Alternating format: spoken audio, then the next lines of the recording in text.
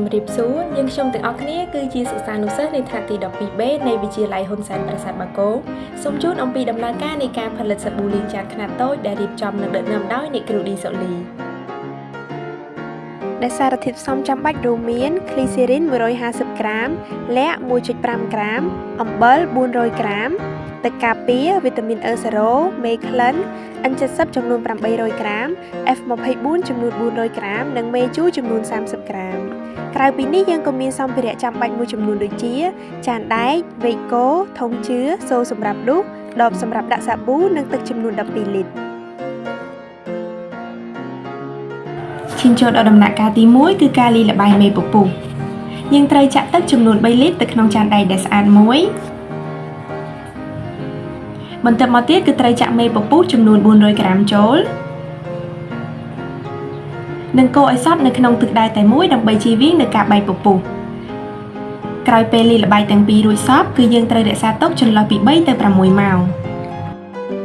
ឈានចូលដល់ដំណាក់កាលទី 2 គឺការលាយល្បាយ N70 និង F24 យើងត្រូវចាក់ N70 ចំនួន 800 ក្រាម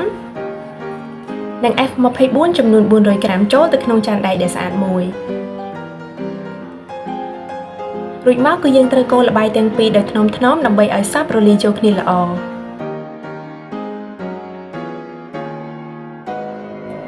ក្រោយពីល្បាយទាំងពីររលាយចូលគ្នាសព្វគឺយើងត្រូវរក្សាទុកចំនួន 1 ម៉ោងដំណាក់កាលទី 3 គឺការលាយល្បាយទឹកអំបិលយើងត្រូវចាក់អំបិលចំនួន 400 ក្រាមចូលនិងចាក់ទឹកនៅក្នុងបរិមាណសមស្របរួចកូរល្បាយទាំងពីរឲ្យរលាយចូលគ្នាសព្វដំណាក់កាលទី 4 បន្ទាប់ពីយើងបានរក្សាទុកល្បាយ N70 និង F24 ចំនួន 1 ម៉ោងរួចមកគឺយើងត្រូវចាក់លាយវាជាមួយនឹងសូលីឆុងទឹកអំបិលបន្ទាប់មកទៀតគឺយើងត្រូវកូរឲ្យសព្វនៅក្នុងទឹកដែលតែមួយឈានចូលដល់ដំណាក់កាលទី 5 គឺយើងត្រូវយកល្បាយដែលយើងបានលាយចូលគ្នាអំបាញ់មិញចាក់ចូលទៅក្នុងធុងស្អាតមួយបន្ទាប់មកទៀតគឺត្រូវចាក់ល្បាយមេពពុះចូលរួចចាក់ទឹកម្ដងបន្តិចម្ដងបន្តិចរហូតដល់គ្រប់12លីត្រនិងកូរថ្នមៗនៅក្នុងទឹកដែលតែមួយដើម្បីជៀសវាងនឹងការបែកពពុះបន្ទាប់មកទៀតគឺយើងត្រូវចាក់មេជូរចូលបន្ទាប់មកទៀតគឺយើងត្រូវលាយល័ខ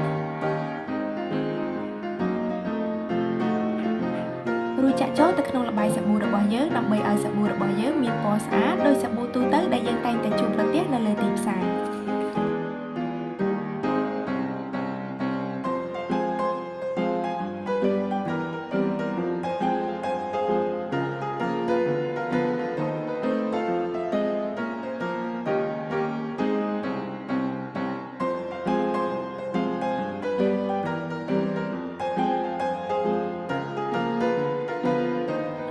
ទី 6 គឺការលាយល្បាយសារធាតុផ្សំទៅតាមដំណាក់កាលដែលទី 1 គឺវីតាមីន E0 ដែលវីតាមីន E0 នេះផងដែរគឺជួយផ្ដល់សំណើមនិងការពារស្បែកពីការរមាស់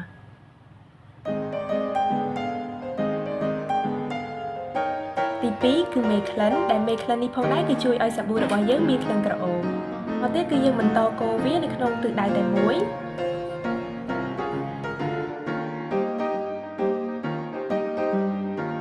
ចំណែកសារធាតុទី 3 នេះផងដែរគឺទឹកការពារដែលជួយរក្សាសាប៊ូរបស់យើងឲ្យទុកបានយូរចន្លោះពី1ឆ្នាំទៅ2ឆ្នាំ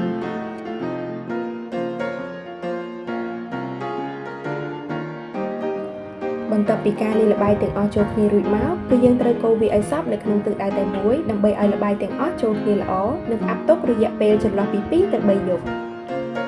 ក្រោយពេលរក្សាទុករួចមកគឺយើងឃើញថាសាប៊ូរបស់យើងបានរួចរាល់ជាស្ថាពរ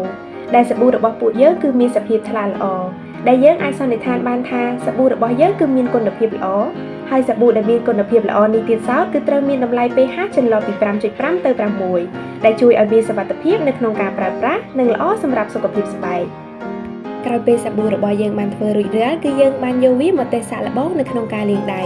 ដែលបន្ទាប់ពីលាងរួចមកយើងឃើញថាសាប៊ូរបស់យើងធ្វើឲ្យដៃមានសំណើមនិងមិនធ្វើឲ្យស្បែកដៃរបស់យើងស្ងួតថែមទៀតផងក្រោយមកទៀតគឺយើងបានយកវាមកទេសសាកល្បងដោយការលាងជម្រះស្នាមប្រឡាក់នៅលើចានវិញម្ដងដែលលទ្ធផលដែលយើងទទួលបានគឺសាប៊ូរបស់យើងអាចលាងជម្រះស្នាមប្រឡាក់ដែលនៅលើចានបានយ៉ាងល្អដំណាក់កាលចុងក្រោយគឺយើងត្រូវយកសាប៊ូរបស់យើងច្រកចូលទៅក្នុងដបដែលស្អាតនិងរក្សាទុកដើម្បីប្រើប្រាស់ប្រចាំថ្ងៃ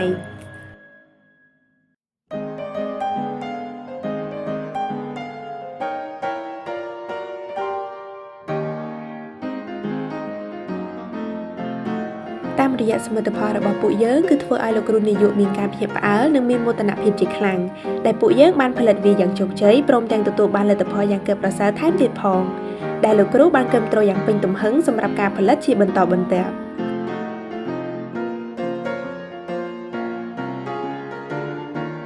ក្រៅពីនេះគឺយើងបានជួលស្នាដៃរបស់ពួកយើងទៅកាន់លោកគ្រូអ្នកគ្រូដែលនៅក្នុងសាលារបស់ពួកយើងថែមទៀតផងដើម្បីឲ្យពួកគាត់សាកល្បងនៅក្នុងការប្រើប្រាស់